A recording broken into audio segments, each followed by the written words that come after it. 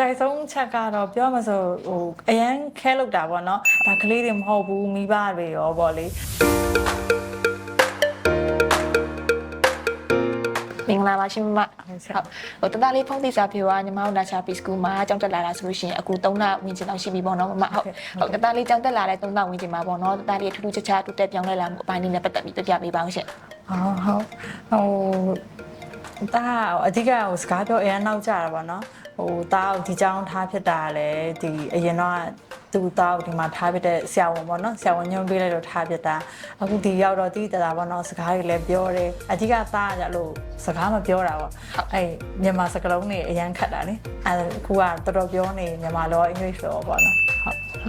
အခုမမမျောနေထားသလိုမျိုးတက်ထိုက်တဲ့ကြားတယ်ထိုက်တဲ့ကြားရလားရှင်ဟုတ်အဲ့လိုမျောလင်းဟိုဒါကတော့အမအနေနဲ့ဆိုရင်ဒီကြောင်းဟာ right choice ပဲပေါ့လေဟိုသားအဲ့လို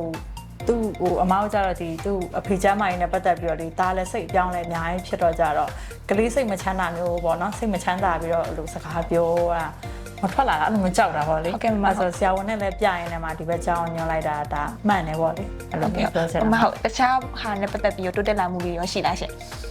အဓိကတော့ဒါအကြောင်းပြောတာပေါ့ဟုတ်ကဲ့မဟုတ်အကြောင်းအရင်ပြောတာသူတခုခုစကားနားမထားရင်တော့အကြောင်းမပို့တော့အကြောင်းမသွားဘူးဆိုမဟုတ်တာအကြောင်းသွားမှာအဲ့ဒါနဲ့ချင်းချောက်တယ်အဲ့လိုကလေးအဲ့ဒါစကားနားမထားရင်အကြောင်းမပို့ဆိုအကြောင်းမသွားမှာဒါအကြောက်တာအဲ့လိုဆိုတော့ဒါသူအကြောင်းပြောတော့ဒါအမတို့လည်းစိတ်ချမ်းသာရတာပါဟုတ်ကဲ့ဟုတ်မတသားလေးရပါတော့ social ဘိုင်းဆိုင်ရာနဲ့ပတ်သက်ပြီးရောပေါ့နော်တိုးတက်လာမျိုးတွေရောရှိလားရှင်ဟုတ်တိုးတက်တယ်နည်းနည်းဒါအမနေဆိုနည်းနည်းတော့လိုသေးတယ်ဒါမှမဟုတ်အရင်ထက်ဆိုင်တော့အများကြီးတိုးတက်တာ तू ကလူရမ်းကြောက်တယ်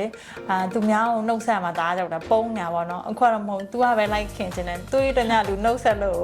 ဟုတ်ကဲ့ဒါအဲ့လိုသူများပေါ့ဒစိမ့်ဆိုနှုတ်ဆက်ရအဲ့လိုပြန်ပြောရတာအခုဟုတ်ကဲ့ဟုတ်မမအနေနဲ့ပေါ့နော်ညီမတို့နာချာ preschool ကိုပေါ့နော်အကြောင်းကြီးအများကြီးထင်ရမှာပေါ့နော်ဘယ်လိုချက်တွေကိုကြည့်ပြီးရွေးချယ်ပြီးထားပြီးခဲ့ရလဲရှင်